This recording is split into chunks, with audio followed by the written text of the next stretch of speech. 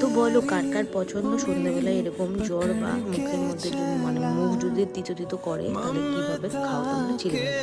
তো আমি তো এভাবে খাই, যেভাবে খেলাম সেটাই তোমাদের সাথে শেয়ার করছি। তো সন্ধ্যাবেলায় মাকে বললাম যে মুখটা একটু তিতো তিতো করছে, চিড়ে ভাজা খেতে ইচ্ছে করছে। তো কালো জিরা দিয়ে চিড়ে ভাজা খাওয়াটা কিন্তু খুব ভালো, মুখে কিন্তু অরুচি ভাবটা কিন্তু ঠিক হয়ে যায়।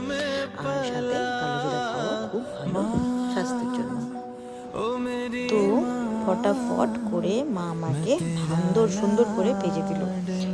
তো যারা যারা আমাদের এই মিনি ব্লগগুলো দেখছো তারা প্লিজ আমার নতুন চ্যানেলটাতে সাবস্ক্রাইব করে রাখো, আর সাথে থাকা বেল আইকনটাও ক্লিক করে রেখো। আর কেমন লাগলো অবশ্যই কিন্তু আমাকে জানিও রেসিপিগুলো। সাথে বন্ধুরা তোমরা যারা দেখছো তারা কিন্তু কেউ কমেন্ট করছো না, তো প্লিজ কমেন্ট করো।